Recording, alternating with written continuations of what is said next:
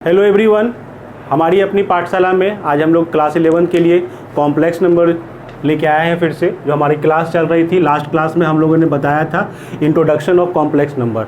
आज हम लोग पढ़ेंगे कॉम्प्लेक्स नंबर के अलजेब्रा को, यानी आज हम लोग जो देखेंगे वो होगा अलजेब्रा ऑफ कॉम्प्लेक्स नंबर।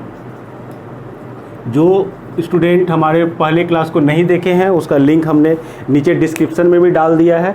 उस लिंक से आप पहला इसका स्टार्ट जरूर देख लें ताकि आपको समझने में कोई कठिनाई ना हो। सबसे पहले हम लोग समझेंगे अलजेब्रा ऑफ कॉम्प्लेक्स नंबर में पहला चीज़ समझेंगे जोड़, कि दो कॉम्प्लेक्स नंबर का जोड़ कैसे होगा। अगर हम कॉम्प्लेक्स नंबर लें और कॉम्प्लेक्स नंबर को हम जोड़ना चाहते हैं तो उसका जोड़ हमारा कैसा होगा। जैसे पहले मान लो कि Z1 एक कॉम्प्लेक्स नंबर हमने माना और Z2 एक कॉम्प्लेक्स नंबर मान लो Z1 को मान लिया हमने x प्लस आई वाई और Z2 को मान लिया a प्लस आई बी, और हमें Z1 और Z2 को दोनों को ऐड करना है। तो अगर कॉम्प्लेक्स नंबर को ऐड करना हो तो आपको क्या करना होगा, तो x plus i Y Z1 का वैल्यू और a plus I B Z2 का वैल्यू जोड़ना है। तो आपको याद रखना है कि रियल पार्ट जो Z1 का है वो हमेशा रियल पार्ट Z2 से ऐड होगा। मीन्स x जो है रियल पार्ट ऑफ Z1 है तो ये और a real part of Z2 है, ये दोनों एक साथ ऐड हो जाएंगे। और फिर i वाला पार्ट यानी इमेजनरी पार्ट जो आपका है Z1 का जो था y, और इमेजनरी पार्ट Z2 का जो था b, दोनों एक साथ ऐड होंगे। तो सिंपल सा नियम है कि Z1 प्लस Z2 अगर आपको करना है तो रियल पार्ट को रियल पार्ट के साथ और इमेजनरी पार्ट को इमेजनरी पार्ट के साथ आपको जोड़ देना है।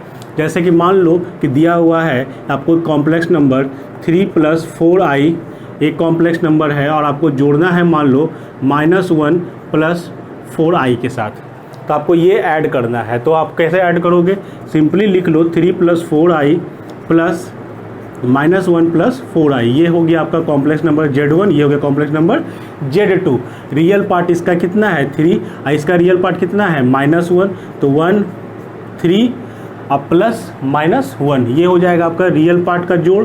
और इमेजनरी पार्ट अगर लो तो i को बाहर निकालो, इसका इमेजनरी पार्ट 4 है, इसका इमेजनरी पार्ट भी 4 है, तो ये हो जाएगा 3 - 1 और यहाँ हो जाएगा 8, यानी कि 2 प्लस i 8, ये आपका हो गया जोड़।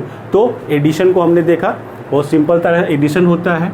फिर उसी तरह से अगर हमको सब्सट्रैक्शन करना हो यानी घटाव करना हो कॉम्प्लेक्स नंबर Z1 और Z2 का, तो Z1 माइनस Z2 का मतलब होता है कि रियल पार्ट ऑफ Z1 फिर से माइनस होगा रियल पार्ट ऑफ Z2 के साथ। उसी तरह से इमेजनरी पार्ट Z1 का माइनस होगा इमेजनरी पार्ट Z2 से। तो इसको एग्जांपल से मान लो समझो, मान लो इसी क्वेश्चन को रहता कि इस दोनों कॉम्प्लेक्स नंबर को आप सब्ट्रैक्ट करके दिखाओ, यानी कि आपको क्वेश्चन रहता 3 प्लस 4i एक कॉम्प्लेक्स नंबर, अब माइनस करना है आपको -1 प्लस 4i के साथ, ये आपको सब्ट्रैक्ट करना हो। तो क्या करोगे आप, रियल पार्ट कितना है आपका 3 है और इसको माइनस करोगे इसके रियल पार्ट से, यानी -1, ये हो जाएगा real part minus real part हो जाएगा। और फिर प्लस i लिए हमने, चूँकि यहाँ पे प्लस i लिया, 4i के आगे प्लस है तो प्लस ले लिया, तो i लिया तो यहाँ पर हो गया 4 और यहाँ हो गया फिर से अगेन इसका भी जो आपका इमेजनरी पार्ट है वो 4 था, तो यहाँ आपका हो जाएगा 3 + 2 और यहाँ हो जाएगा i × 0, यानी 5 प्लस i 0 × i, यानी सिंपली आंसर आपका क्या लिखाएगा 5, चूँकि इमेजनरी पार्ट का जो टर्म था वो हो गया आपका 0। तो ये हुआ आपका सब्सट्रैक्शन और एडिशन। नेक्स्ट हम लोग देखेंगे इक्वलिटी। दो कॉम्प्लेक्स नंबर अगर बराबर हो तो क्या होगा, इक्वलिटी ऑफ कॉम्प्लेक्स नंबर। ये सबसे महत्वपूर्ण चीज़ है क्योंकि आपके मैक्सिमम क्वेश्चन इसी पर बनेंगे। कि अगर कहा जाता है कि दो कॉम्प्लेक्स नंबर Z1 और Z2 दोनों बराबर हैं, इसका मीनिंग क्या आप निकालोगे, इसका मतलब निकलता है कि रियल पार्ट ऑफ Z1 जो होगा वो रियल पार्ट ऑफ Z2 के बराबर होगा और इमेजनरी पार्ट Z1 का इमेजनरी पार्ट Z2 के बराबर होगा।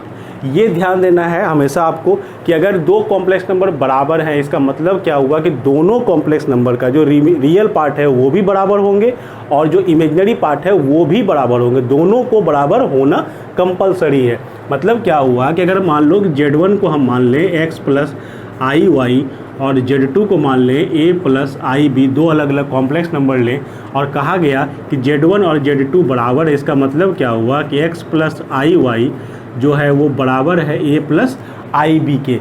इससे आप जो कंक्लूजन, जो आप निष्कर्ष निकालोगे वो ये निकालोगे कि x जो है वो a के बराबर है और y जो है वो b के बराबर है। ये एकदम दिमाग में बिठा लेना है कि अगर दो कॉम्प्लेक्स नंबर बराबर हैं तो उसके रियल पार्ट बराबर होंगे और इमेजिनरी पार्ट भी बराबर होंगे। इसी में एक छोटा सा क्वेश्चन और बनता है कभी कभी कि अगर हम बोले इनइक्वलिटी कि बराबर नहीं हो, जैसे कि हम लोग पढ़ते थे अपने मैथ में रियल नंबर्स की दुनिया में, तो बोलते थे कि 3 जो है वो ग्रेटर देन 1 है। ये हमारा कॉन्सेप्ट हुआ करता था कि बड़ा छोटा का कॉन्सेप्ट होता था। जैसे मान लो लिखा हुआ है 100, ये जो है लेस देन 50 है, तो ये रियल नंबर की दुनिया में संभव था। बट अगर हम बात करें कॉम्प्लेक्स नंबर में कि Z1 और Z2 दो कॉम्प्लेक्स नंबर हैं और हम निकालना चाहें कि Z1 ग्रेटर देन Z2 है या Z1 लेस देन Z2 है, मतलब ये इससे बड़ा है या छोटा है, ये पता करें, तो याद रखना ये जो इनइक्वलिटी का कॉन्सेप्ट है ये रियल नंबर के लिए ही वैलिड है। रियल नंबर यानी वास्तविक संख्या जो है उसके लिए ही वैलिड है। कॉम्प्लेक्स नंबर में इनइक्वलिटी का कोई कॉन्सेप्ट नहीं होता है। यानी कॉम्प्लेक्स नंबर चूँकि रियल नंबर लाइन पर आप दिखा नहीं सकते हो, इसलिए कॉम्प्लेक्स नंबर में बड़ा छोटा का कोई कॉन्सेप्ट नहीं होता है। कॉम्प्लेक्स नंबर में बराबर का कॉन्सेप्ट हो सकता है कि दो कॉम्प्लेक्स नंबर बराबर हो सकते हैं, लेकिन अगर कहीं आपको पूछता है कि 3 + 4i ग्रेटर देन 1 + i, क्या ये सही है, तो आपको याद रखना है इस तरह का डिफिनेशन कॉम्प्लेक्स नंबर में ही नहीं होता है। यानी कि नॉट डिफाइंड ये होगा, ना कि करेक्ट और रॉन्ग। ये आपको बहुत इंपॉर्टेंट सा चीज़ है, आपको याद रखना है हमेशा कि कॉम्प्लेक्स नंबर में इनइक्वलिटी, असमानताएं नहीं हो सकती है। तो अगर हम इसको फिर से लें कि अगर हम बोल रहे हैं कि दो कॉम्प्लेक्स नंबर बराबर, जैसे इसका उपयोग समझो। जैसे मान लो आपको क्वेश्चन दिया हुआ है कि Z जो है कॉम्प्लेक्स नंबर वो बराबर है 10 - i के, और बताया जा रहा है कि Z को हम x + i y के रूप में लिख रहे हैं। तो आपको बोला जाए कि x और y का वैल्यू पता करो कि x और y कितने होंगे। देखिए मतलब क्या हुआ कि Z कॉम्प्लेक्स नंबर है, यानी x + i y मेरा कॉम्प्लेक्स नंबर है, ये बराबर किसके है 10 - i के। तो अगर ये दोनों कॉम्प्लेक्स नंबर बराबर हैं तो आप अपने कॉन्सेप्ट पे आओ। कॉन्सेप्ट कहता है कि अगर दो कॉम्प्लेक्स नंबर बराबर हैं तो रियल पार्ट जो Z1 का होगा वो रियल पार्ट Z2 के बराबर होगा। तो आपको यहाँ क्या देखना है कि इसका रियल पार्ट कौन सा है, तो इसका रियल पार्ट x है, यानी x जो है वो किसके बराबर होगा, इस कॉम्प्लेक्स नंबर के रियल पार्ट के। इस कॉम्प्लेक्स नंबर का रियल पार्ट कितना है, वो है 10, यानी ये हो जाएगा 10। वैसे ही y की बात करें तो यहाँ पर ध्यान से साइन देखो, ये प्लस में है, यहाँ पे ये क्या है माइनस में है। तो इसको आप प्लस में लिखना चाहो तो कैसे लिखोगे 10 + -i, या और इसको सिंपल करो तो 10 + -1 × i। मैंने इसी नंबर को इस टर्म में लिखा, इससे क्या हुआ फ़ायदा हमको कि x + i y के टर्म में था, ये भी इतना प्लस i इतना के टर्म में आ गया। तो कंपेयर करोगे तो क्या मिलेगा, x का वैल्यू 10 आ गया, रियल पार्ट के बराबर हो गया, और इमेजिनरी पार्ट जो यहाँ y है वो यहाँ किसके बराबर होगा -1 के। तो ये आपका हो गया वैल्यू। तो इक्वलिटी का कॉन्सेप्ट आपको हमेशा मिलेगा। जैसे कि मान लो कि क्वेश्चन हम लिख रहे हैं कि for what value of x and y, two complex number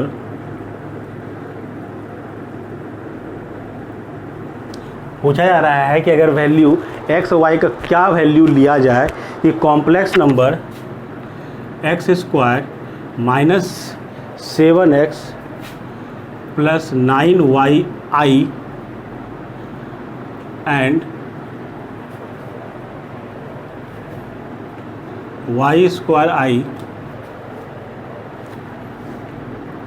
plus 20i minus 12 are equal.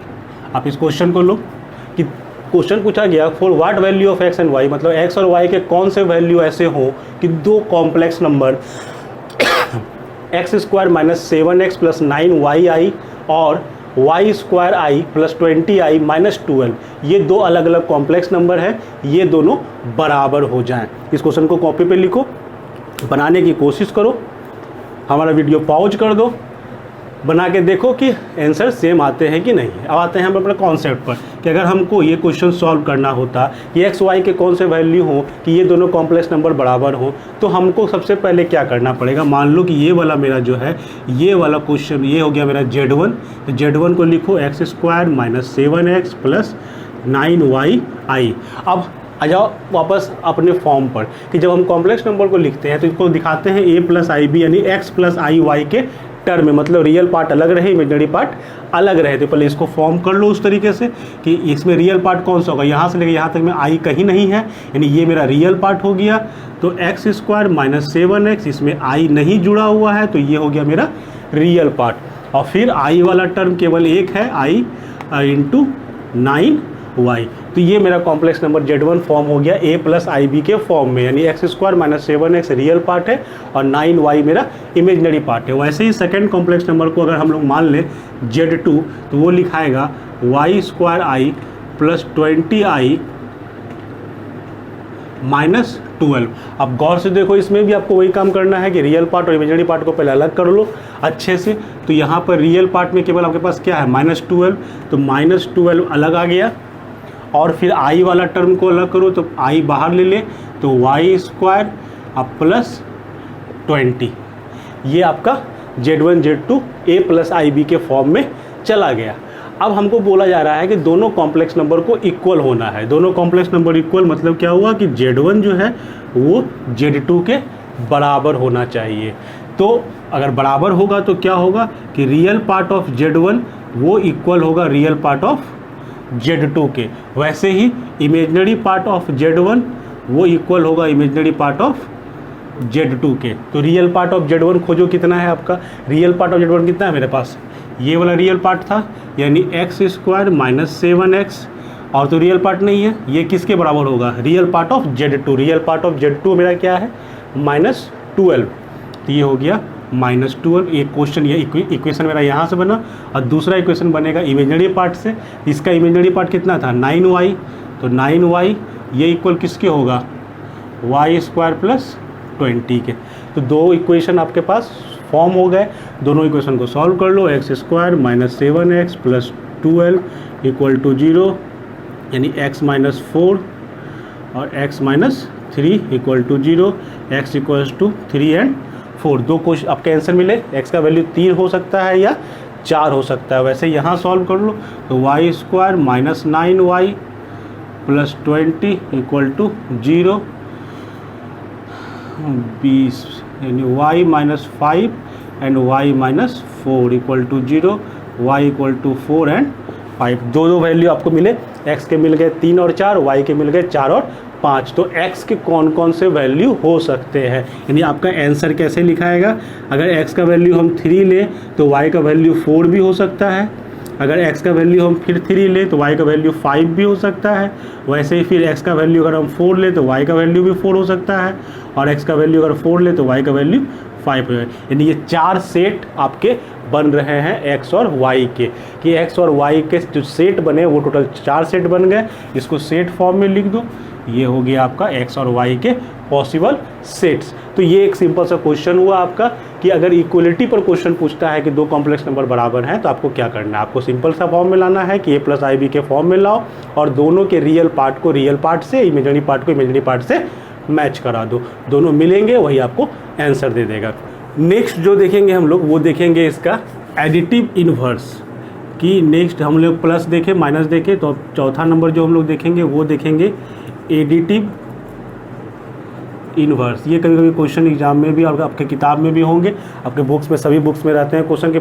आप बताओ उसका एडिटिव इन्वर्स, यानी कि योगात्मक प्रतिलोम क्या होगा। ये क्या होता है, सिंपल सा मतलब समझ लो कि कोई भी नंबर हो, x हो, तो उसका अगर एडिटिव इन्वर्स की बात करें, मतलब उसमें क्या जोड़े, कि जोड़ने के बाद मेरा जो आंसर होगा वो जो हो वो 0 हो जाए। मतलब क्या हुआ कि x में ऐसा हम क्या जोड़े कि ये मेरा जोड़ने के बाद, यहाँ पे मान लो y जोड़ रहे हो, तो ये जोड़ने के बाद मेरा आंसर 0 आ जाए। जैसे मान लो क्वेश्चन रहता है कि 5 में हम क्या जोड़े कि आंसर 0 हो जाए, तो 5 में क्या जोड़ेंगे, -5 को, आंसर 0 हो जाएगा।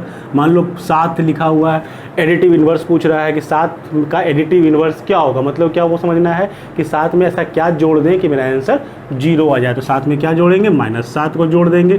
तो वैसे ही अगर किसी कॉम्प्लेक्स नंबर z है और z में पूछ रहा है इसका एडिटिव इन्वर्स क्या होगा, तो मतलब हमको क्या समझना है कि z में हम क्या जोड़ दें कि मेरा आंसर 0 आ जाए। यानी x इक्वल टू क्या हो जाएगा, -z। यही आपका कहलाएगा एडिटिव इन्वर्स। जैसे कि मान लो लिखा हुआ है 3 + 4i, आपको पूछा कि इसका एडिटिव इन्वर्स बताओ। मतलब क्या हुआ कि इसमें हम क्या जोड़ दें कि मेरा आंसर जो है वो 0 हो जाए।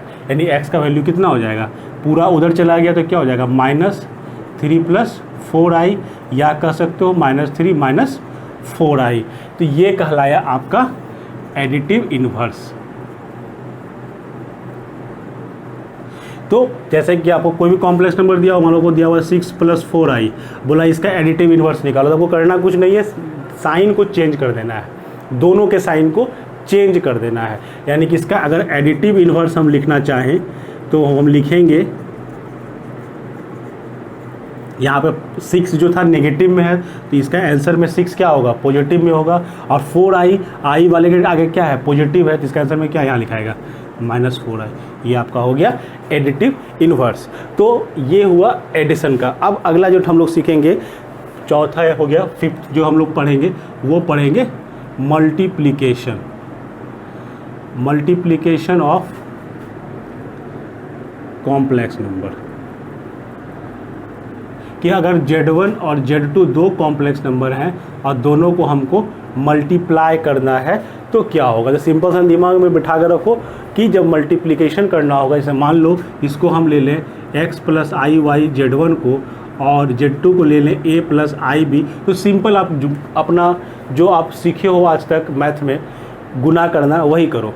जैसे कि इसको हम अगर गुना करना शुरू करें तो पहले x से मल्टीप्लाई सारा होगा, यानी x × a हो जाएगा प्लस i x × b हो जाएगा। उसके बाद फिर i वाला i y मल्टीप्लाई होगा, तो i y मल्टीप्लाई हुआ a से, और फिर i y मल्टीप्लाई हुआ i b से। ये आपका टर्म आएगा। अब इसको जैसा अरेंज कर लो, तो x a + i x b + i y a, यहाँ देखो गौर से i और i मल्टीप्लाई होगा तो क्या हो जाएगा, i², यानी ये हो गया i² y b। हम लोग पढ़ चुके हैं लास्ट क्लास में i का स्क्वायर कितना होता था, -1। तो अगर इसको बिठा दे तो क्या हो जाएगा, x a + i x b + i y a y b। i² का वैल्यू हमने पुट कर दिया -1। अब इसमें क्या करो, रियल पार्ट को एक साथ ले आओ, इमेजिनरी पार्ट को एक साथ कर दो। तो रियल पार्ट में देखो यहाँ पे i नहीं है और यहाँ भी i नहीं है, तो x a - y b एक साथ हो जाएगा, और i वाला टर्म एक साथ कर लो, तो x b + y a। ये हुआ आपका मल्टीप्लिकेशन। मतलब क्या हुआ, ध्यान से समझो, समझने के लिए समझते हैं इसको, कैसे एग्जाम में क्वेश्चन में कैसे अप्लाई करेंगे। जैसे मान लो 3 + 4i मल्टीप्लाई करना है, मान लो 5 + 2i के साथ, ये हमको मल्टीप्लाई करना है। तो क्या करना, आप पहले real part into real part, ध्यान से देखो, x × a रियल पार्ट, तो 3 × 5 15 रियल पार्ट। फिर क्या हुआ, y × b इमेजिनरी पार्ट, तो इमेजिनरी पार्ट कितना है 4, यहाँ कितना है 2, यानी कि 4 × 2 8। साइन कौन सा आया था, माइनस का, ये एक साथ हो गया। ध्यान से समझो, फिर से बता रहे हैं, रियल पार्ट को रियल पार्ट के साथ गुना करोगे, इमेजिनरी पार्ट को इमेजिनरी पार्ट के साथ गुना करोगे, और साइन क्या लाओगे, माइनस का, क्योंकि माइनस आया था। क्यों माइनस आया था, क्योंकि i × i² हुआ था, और i² का वैल्यू -1 होता है। तो ये एक साथ किए आप, प्लस i, फिर x इंटू बी किए, यानी क्या हुआ, रियल पार्ट को इसके इमेजनरी पार्ट से मल्टीप्लाई किया, तो क्रॉस मल्टीप्लिकेशन होगा, यानी इसका रियल पार्ट मल्टीप्लाई होगा इसके इमेजनरी पार्ट से, यानी 3 इंटू 2 6 हो जाएगा, आप प्लस 4 इंटू 5, यानी आपकी इसका इमेजनरी इसके रियल के साथ 4 इंटू 5 20, ये हो गया आपका 7 प्लस 26 आई, ये आपका हो गया मल्टीप्लिकेशन। यानी मल्टीप्लिकेशन जब करना हो तो दिमाग में बिठा कर रखना कि रियल पार्ट और इमेजनरी पार्ट आपस में गुना होंगे और साइन होगा माइनस का, और फिर रियल पार्ट उसके इमेजनरी पार्ट के साथ, फिर इसका इमेजनरी उसके रियल, यानी क्रॉस कनेक्शन वहाँ पर होगा। तो इस तरीके से आप मल्टीप्लाई कर सकते हो। ज़्यादा प्रॉब्लम होता हो तो डायरेक्ट जैसे गुना करना सिखाया गया वैसे ही आप गुना कर सकते हो। नेक्स्ट इसके बाद हम लोग देखेंगे डिवीजन।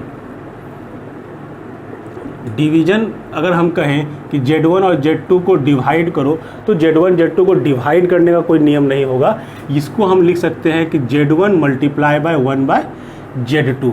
ये सिंपल अपने मल्टीप्लिकेशन के नियमों का ही पालन करके आप डिवीजन भी कर सकते हैं। अब हम देखेंगे कुछ क्वेश्चन के साथ इसको समझने की, पूरे नियमों को समझने की कोशिश करेंगे।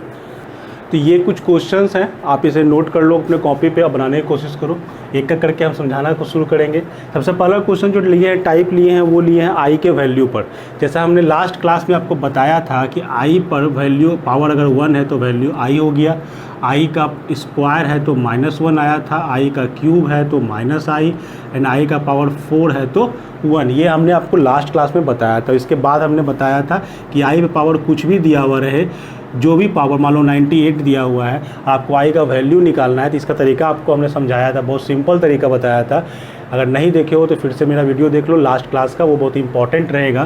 तो 98 अगर दिया हुआ है तो आपको हमने सिखाया था सिंपल सा कि इसको 4 से, जो भी पावर दिया हुआ हो उसको 4 से डिवाइड कर दो, उसको 4 से डिवाइड करो, और 4 से डिवाइड करने के बाद आपको जो वैल्यू आ जाए, जो भी शेष बचे, जो रिमाइंडर बचेगा, वही आई का पावर बचेगा। जैसे मान लो कि 98 को हम 4 से डिवाइड करें तो मेरा रिमाइंडर कितना बचेगा, 2 बचेगा, यानी इसका जो आंसर होगा वो हो जाएगा आई स्क्वायर। और आई स्क्वायर हुआ तो आई स्क्वायर का वैल्यू होगा पास पहले से मालूम है -1, यानी ये हो जाएगा -1। जैसे मान लो आई पे पावर दिया हुआ है 392, हमको 392 है। अब 392 को 4 से डिवाइड करो, जब डिवाइड करोगे 392 को तो आपको रिमाइंडर में बचेगा कुछ नहीं, यानी रिमाइंडर कुछ नहीं है, मतलब क्या हुआ, इसका वैल्यू 1। यानी रिमाइंडर अगर 0 हो रहा है, अगर आपका शेष जो है वो अगर 0 है तो वैल्यू 1 हो जा रहा है, और बाकी जो भी आपका रिमाइंडर बचेगा वही उसके पावर में कहलाएगा।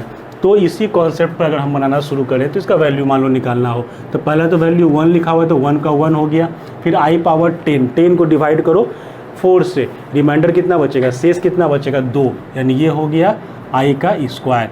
फिर 110 110 जब आया, इसको 4 से डिवाइड करो 110 को, आपका रिमाइंडर फिर बचेगा 2, तो आपका हो गया फिर से ये आई स्क्वायर। वैसे ही 1000 है पावर, 1000 को डिवाइड करो 4 से, आपका रिमाइंडर बचेगा 0, यानी कि आपका हो गया ये वैल्यू 1। अब सिंपली इसको सॉल्व करो तो 1 तो 1 है ही, अब प्लस आई स्क्वायर का वैल्यू कितना है -1, यानी ये हो गया -1, फिर आई स्क्वायर, फिर -1, अब फिर 1 तो 1 था, जोड़ घटाव करो, आंसर आएगा आपका 0। यानी पहला सॉल्व करके आपको सिंपली समझना है कि हमको आई के पावर को ही केवल कैलकुलेट करना है। तो पावर कैलकुलेट करने में आपको केवल 4 से डिवाइड करते देखते जाना है। जैसे इस क्वेश्चन पे आओ तो आई पावर 4 तो वैल्यू हो गया 1, फिर 8 4 से डिविजिबल है, यानी 8 कट जाएगा, शेष नहीं बचेगा, यानी फिर वैल्यू आ गया 1, फिर 12, फिर ये भी 4 से कटेगा, यानी ये भी हो गया 1, फिर 16, ये भी 4 से कटेगा, ये हो गया 1, आंसर कितना आपका हो गया 4।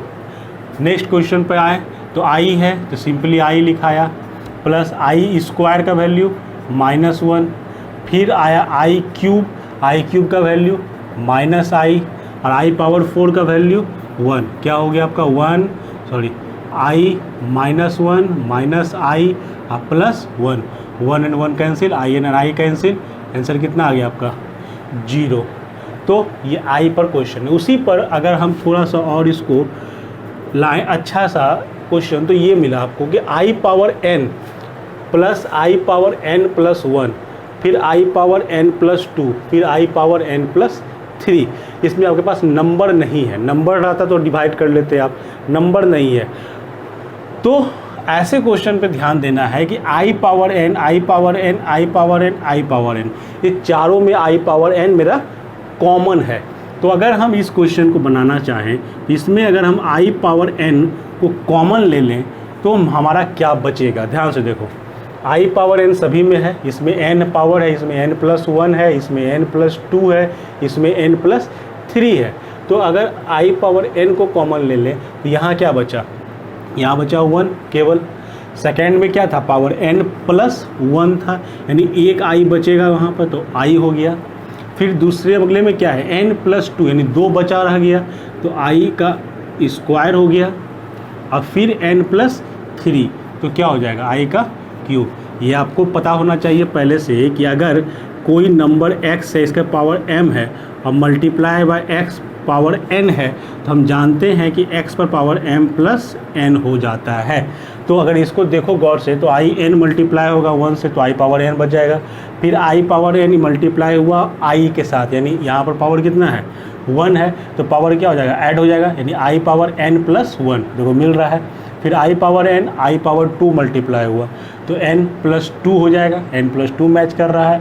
i पावर n मल्टीप्लाई हुआ i पावर क्यूब से, यानी n+3 हो गया। तो ये आपका सिंपल सा फॉर्म में आ गया। अब i पावर n को बाहर रहने दो, 1 तो 1 है ही, i ही है, i स्क्वायर का वैल्यू -1 और i क्यूब का वैल्यू -i। अब देखो गौर से क्या हुआ, 1 1 कैंसिल, -i और +i कैंसिल, यानी क्या हो गया, ये i n मल्टीप्लाई बाय 0 = 0, यानी आपका आंसर क्या आ गया, 0 आया। सेम क्वेश्चन, पावर इस बार 12, 13, 14, 15 है, सेम इसी को क्वेश्चन है, इसको खुद से ट्राई करो। नेक्स्ट क्वेश्चन 1/i, ये इंपॉर्टेंट है, 1/i इसका वैल्यू निकालना है। तो 1/i से प्रॉब्लम कहाँ पर है, तो अपने आप सिंपल सा फॉर्म में है, लेकिन प्रॉब्लम यहाँ पर है। प्रॉब्लम क्या है कि ये नीचे में i है, नीचे में i है, मतलब डिनोमिनेटर में आपके i दिया हुआ है। तो नॉर्मल कॉन्सेप्ट होता है कि डिनोमिनेटर से कॉम्प्लेक्स नंबर को हटाओ, डिनोमिनेटर में हमेशा रियल नंबर रहना चाहिए। तो डिनोमिनेटर से i को हटाना है, डिनोमिनेटर से i को हटाना है। तो i को हम किससे मल्टीप्लाई कर दें, i को हम किससे मल्टीप्लाई कर दें कि ये रियल नंबर बन जाए, यानी i को किससे मल्टीप्लाई करोगे। देखो i का वैल्यू तो i ही रह गया, ये तो कुछ होने वाला नहीं। i स्क्वायर का वैल्यू कितना होता था, -1, यानी कि अगर i को i से मल्टीप्लाई कर देंगे तो i स्क्वायर हो जाएगा, और i स्क्वायर का वैल्यू कितना होगा, -1। -1 क्या है, मेरा रियल नंबर है। तो हम इसको क्या करेंगे, i और i से ऊपर नीचे हम मल्टीप्लिकेशन कर देंगे, और जब मल्टीप्लिकेशन कर देंगे तो 1 × i तो i ही हो जाएगा, नीचे हो जाएगा i का स्क्वायर, यानी i डिवाइडेड बाय -1 मीन्स क्या हुआ, -i। तो ये आपको बहुत काम देगा आगे क्वेश्चन में भी, कि कहीं पर अगर 1/i लिखा हुआ है तो इसको आप डायरेक्टली -i भी लिख सकते हो। तो ये हो गया 1/i। वैसे ही आपकी दिया हुआ है -1/i, तो हम अभी तुरंत निकालें, माइनस को बाहर कर लो, 1/i। अभी 1/i का वैल्यू कितना निकालें हम लोग, -i, तो क्या हो जाएगा, -1 मल्टीप्लाई बाय -i मीन्स क्या हो गया, +i। तो ये आपका हो गया क्वेश्चन। फिर नेक्स्ट जो है वो है -i multiply by 2i multiply by -1/8i का क्यूब। ये आपको सिंपल सा गुना करना है, ध्यान से देखो इसमें क्या है। अगर हम करें तो -i, मान लो ये दोनों को मल्टीप्लाई करते हैं तो कितना हो जाएगा मेरा, -i मल्टीप्लाई हुआ 2i के साथ, और फिर मल्टीप्लाई हुआ -1/8 इसका क्यूब। तो ये मल्टीप्लाई के वहाँ हो गया, कितना हो जाएगा, 2 × 1 2 हो गया, और i × i स्क्वायर हो गया, और आगे में माइनस साइन लगा हुआ था, यही है। फिर यहाँ पे देखो -1 को क्यूब करोगे तो -1 ही मिलेगा, -1 को 3 बार मल्टीप्लाई करोगे तो क्या मिलेगा, -1 मिलेगा। वैसे ही 8 का क्यूब किए, 8 को मल्टीप्लाई किए तो मेरा हो गया 64 × 8 और i का क्यूब, यही होगा इसका। अब देखो माइनस साइन, ये तो प्लस हो गया पहले ही, यानी माइनस माइनस कैंसिल हो गया यहाँ से, तो हो जाएगा 2i स्क्वायर, और यहाँ पे है आपका i क्यूब डिवाइडेड बाय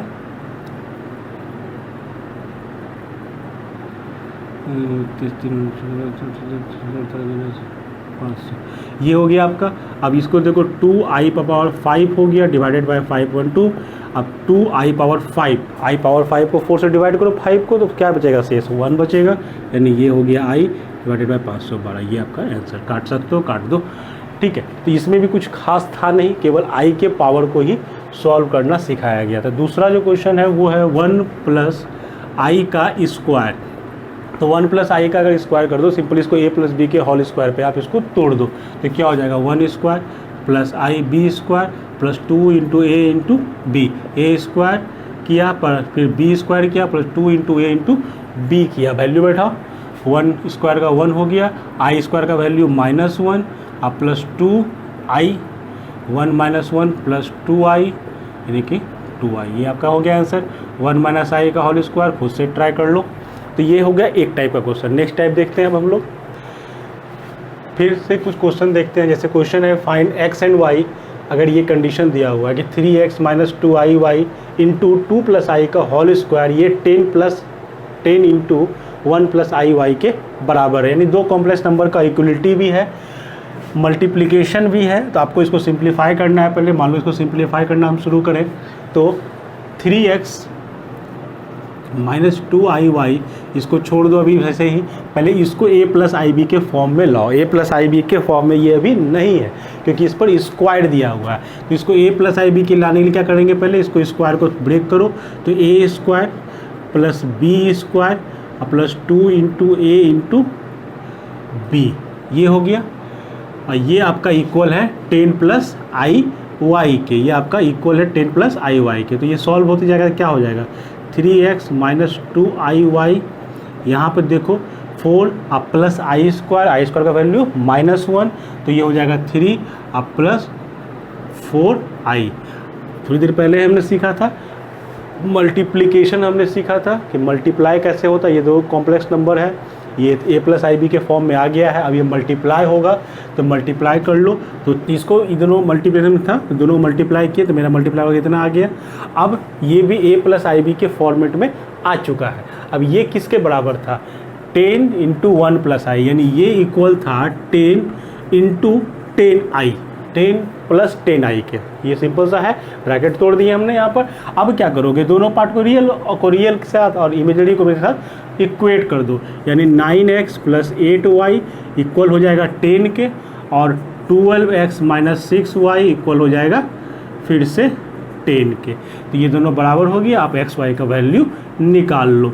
ये आप क्लास 10 में सीख चुके हो, दो चर वाले समीकरण को सॉल्व करना। तो ये वही सिंपल सा क्वेश्चन ऐसे बनेगा। फिर यहाँ पर अगर बोला जा रहा है फिर से क्वेश्चन कि x और y को निकालो, अगर ये प्लस ये इक्वल टू इतना है तो ट्राई करो फिर से। ये पहले क्या है, आपका जोड़ पर क्वेश्चन है कि दो कॉम्प्लेक्स नंबर का जोड़, यानी जोड़ोगे तो क्या हो जाएगा आपका कि x और 7 एक साथ जुटेंगे, यही था नियम कि रियल पार्ट के साथ जुट जाएंगे और फिर रियल इमेजिनरी पार्ट यानी y माइनस 5, ये इक्वल किसके 9 प्लस 4y के। इक्वेट करो रियल पार्ट को रियल पार्ट के साथ, इमेजिनरी पार्ट को इमेजिनरी पार्ट के साथ, यानी कि x प्लस 7 इक्वल हो जाएगा 9 के और y माइनस 5 इक्वल हो जाएगा 4 के। सॉल्व करके निकाल लो।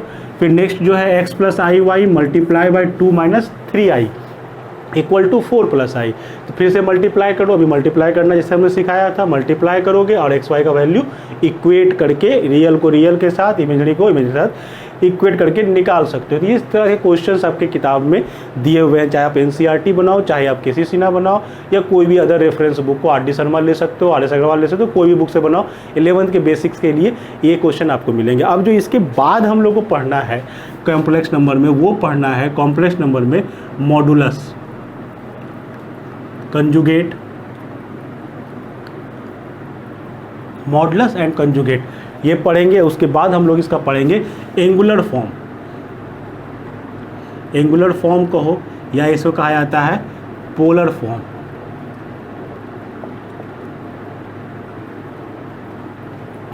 अगर कोई क्वेश्चन आपके नहीं बन रहे हैं तो आप कमेंट बॉक्स में डालें, आपको समझ में नहीं कहीं पर नहीं आ रहा है तो कमेंट में लिखें, हम वहाँ पर पुनः आपको समझाने की कोशिश करेंगे। तो अगला पार्ट जो है हमारा वो है मॉडुलस, कंजुगेट और पोलर फॉर्म। इसमें हम लोग देखेंगे कॉम्प्लेक्स नंबर को। तो चैनल को देखना ना भूलें, लाइक करना ना भूलें, सब्सक्राइब करना ना भूलें। Thank you.